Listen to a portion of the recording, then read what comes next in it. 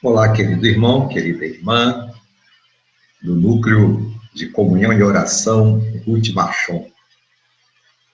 Recebi o convite da irmã Aninha para compartilhar com vocês a palavra de Deus e, com alegria, recebi esse convite e estou aqui junto com vocês. O tema que ela me sugeriu é o tema esperança.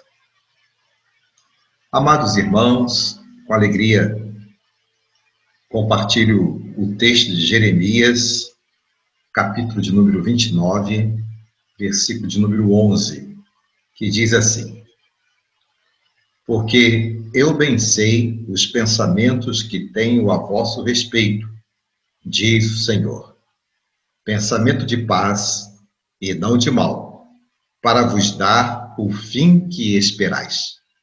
Em uma outra versão, nós temos este versículo dizendo assim: para vos dar esperança.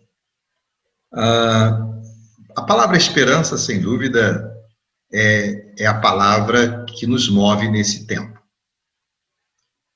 Todos nós tivemos nossas agendas afetadas em 2020 e nesses primeiros meses do ano de 2021, com certeza, nossas agendas, nossas atividades, objetivos e metas que traçamos para que pudessem acontecer, muitos não aconteceram devido ao que estamos vivendo no Brasil e no mundo. Mas isto, queridos irmãos, leva-nos a refletir sobre a importância deste momento e dar-nos a oportunidade de restaurar a nossa esperança. O texto que lemos, esse texto é do profeta Jeremias. Ele trata de um momento significativo da experiência de Israel no período do seu cativeiro, que durou durante 70 anos na Babilônia. Jeremias capítulo 29, verso 11, revela a intenção de encorajamento do povo de Deus, povo cativo, que não tinha a segurança de que poderiam sair da Babilônia. Sabemos que foram parar neste cativeiro por causa da sua desobediência, por causa do afastamento do Senhor. E isto, então, permitiu a eles viverem em uma terra estranha, longe da sua terra natal. E as circunstâncias, então, ali, deram àquele povo a visão de como Deus poderia agir em seu favor. E é nestas circunstâncias que o Senhor usa para agir no meio do seu povo, concedendo-lhes oportunidade de arrependimento e de restauração. A palavra esperança, nos nossos dicionários, tem o seguinte significado: sentimento de quem vê como possível a realização daquilo que deseja. Confiança, fé, são definições dos nossos dicionários para a palavra esperança. Neste verso de número 11 do capítulo 29 de Jeremias, verificamos uma voz divina restaurando a esperança do seu povo. Imagino que é exatamente esta visão que precisamos ter hoje. Renovar as nossas esperanças diante das circunstâncias que estamos vivendo. Então vamos analisar este versículo. Primeiro, quem é o que sabe todas as coisas? À luz do versículo, quem sabe todas as coisas? O versículo começa dizendo: porque eu bem sei. Eu sei, eu sozinho, diz o Senhor, sei. Por que o Senhor diz isto para Israel? Ele está dizendo que ele, sozinho, sabia todas as coisas. Não os falsos profetas que nada sabem, dos meus propósitos, embora finjam saber. O povo de Israel foi parar na Babilônia exatamente por desobediência e dar ouvido a falsos profetas. Então, o Senhor está afirmando para aquele povo que ele era o Senhor de todos os conhecimentos. Deus é sabedor de todas as coisas, queridos irmãos. E ele se identifica ao seu povo para que não haja dúvidas de que ele está no controle. E nós temos esta certeza também de que Deus é sabedor de todas as coisas e ele está controlando toda e qualquer circunstância. Deus conhece o futuro e nunca será surpreendido por qualquer coisa que aconteça, porque ele sabe de todas as coisas. Olha o que diz Provérbios, capítulo 3, verso 19. O Senhor, com sabedoria, fundou a terra, e com entendimento preparou os céus. Então, ele sabe de tudo, sabe o que vai acontecer amanhã, então, por isso, ele controla todas as coisas. Então, quem é que sabe todas as coisas? O nosso Deus. O Deus de Israel e o Deus do seu povo hoje sabe todas as coisas.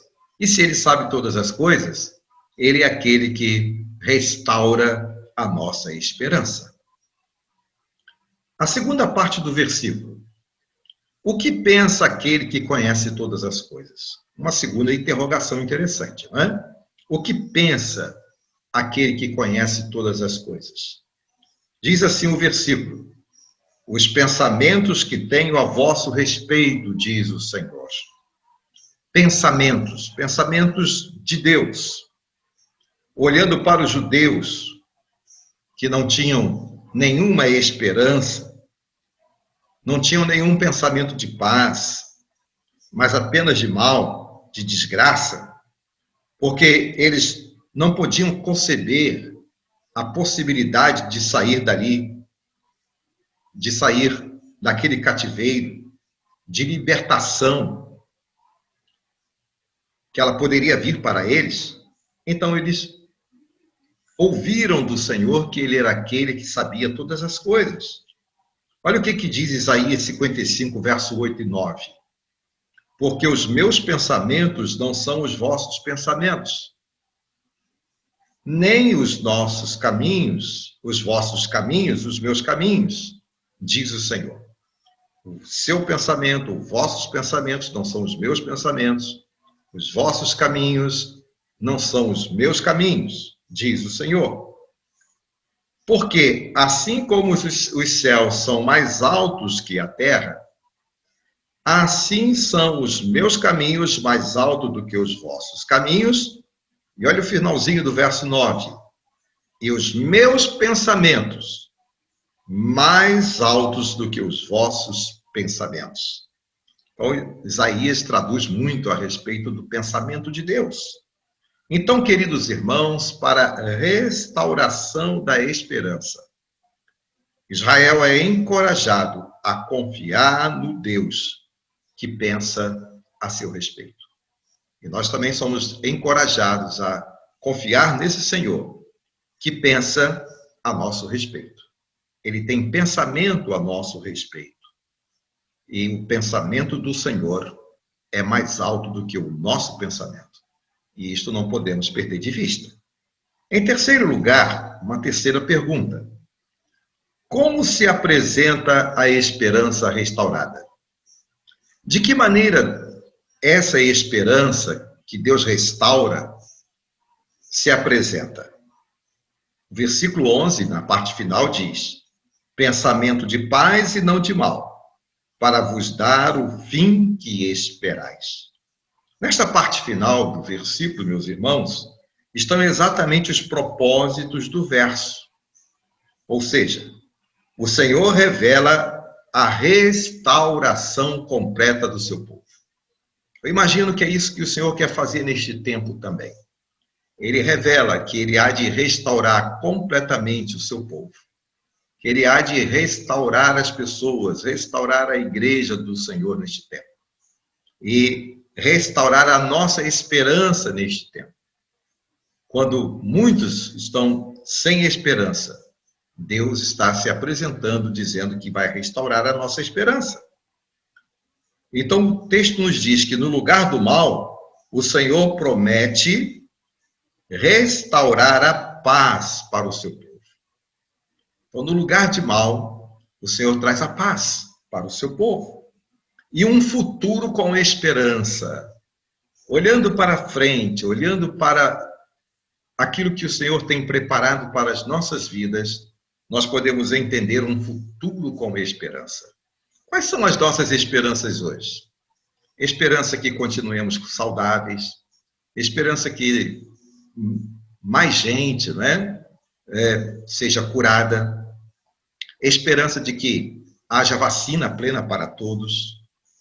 A nossa esperança é que haja dias melhores, não é verdade? Mas nós não podemos nos esquecer que serão alvo dos cuidados do Senhor e terão suas esperanças renovadas aqueles que se entregam ao Senhor. Mas as expectativas do povo de Deus, Ele as conhece. Ele conhece a minha expectativa e a sua expectativa, como conhecia a expectativa do povo de Israel lá na Babilônia.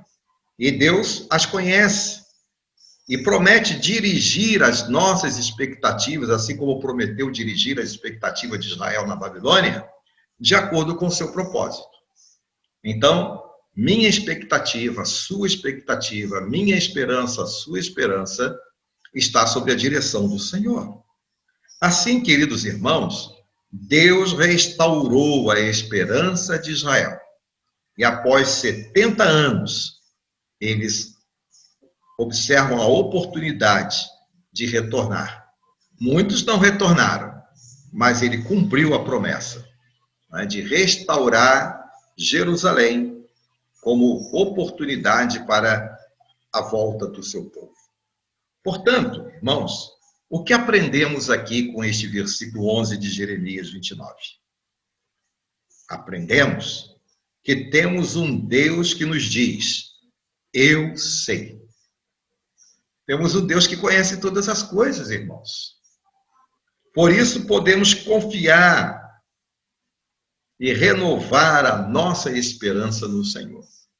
Porque Ele conhece todas as coisas. Ele conhece o meu coração, Ele conhece o seu coração, Ele conhece o meu e o seu pensamento, Ele conhece quem governa hoje, quem governará amanhã. Então, não importa, importa que confiemos nele, porque Ele é aquele que conhece todas as coisas. Ele diz: eu sei. A segunda coisa que aprendemos aqui no versículo de número 11 de Jeremias 29. Aprendemos que é indispensável confiar no Senhor e que, no seu pensar, age em favor do seu povo, independente de qualquer que seja a circunstância. Ele agiu em favor do seu povo lá na Babilônia, como lá atrás, no tempo de Israel no Egito, ele agiu também em favor do seu povo. E aqui, novamente, ele está dizendo que vai agir em favor do seu povo na Babilônia. E ele continuou agindo em favor do seu povo ao longo da sua história. Continua agindo e continuará agindo em favor do seu povo até que Jesus volte. Então, a nossa esperança está naquele Deus que pensa e age em favor do seu povo. E o que aprendemos mais? Aprendemos que a esperança, quando é restaurada, gera paz, confiança nas providências de Deus. Então, quando a nossa esperança ela é restaurada, ela vai gerar paz no nosso coração e a certeza de que tudo está sob os cuidados do Senhor. Nos anos 60, nós participamos de uma campanha evangelística, e a campanha evangelística daquele ano, daquela década de 60, mais precisamente de 65 para frente, tinha como tema o seguinte: Cristo é a única esperança. Foi um momento muito festivo para a vida de todos nós. Cristo é a única esperança. Pensar nesta frase é lembrar da campanha de evangelização dos anos 60, quando milhares de brasileiros restauraram sua esperança em Jesus Cristo. E nós lembrávamos, não é? O texto da palavra de Deus, quando Pedro, dando o seu testemunho, dizia que não há salvação em nenhum outro a não ser em Jesus Cristo, Senhor de nossas vidas. Olha o que diz Romanos, capítulo 15, versículo de número 13. Ora, o Deus de esperança vos encha de todo gozo e paz em crença, para que abundeis em esperança pela virtude do Espírito Santo. Esta é a oração de Paulo em favor dos romanos e a nossa oração em favor dos servos do Senhor, que expressa o desejo de Deus para as nossas vidas. O Deus da esperança vos encha de todo gozo e paz em crença, em confiar, em realmente entender, para que abundeis, para que sejais rico em esperança, para que restaure a nossa esperança, para que faça viva a nossa esperança, para que a virtude do Espírito Santo se manifeste em nós. Portanto, que Deus nos abençoe a sua vida e a vida de todos nós, e que a nossa esperança seja restaurada, renovada, em qualquer que seja a circunstância que estejamos vivendo. Que o Senhor, portanto, nos abençoe. Amém? Vamos orar? Ó Deus querido, muito obrigado pela oportunidade de dar testemunho do teu evangelho.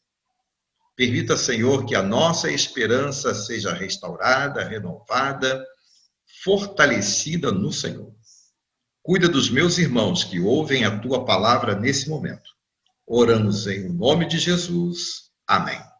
Deus te abençoe, Deus te guarde, Deus faça resplandecer o seu rosto sobre vocês, dando esperança, paz e alegria no Espírito de Deus. Amém, irmãos? Amém.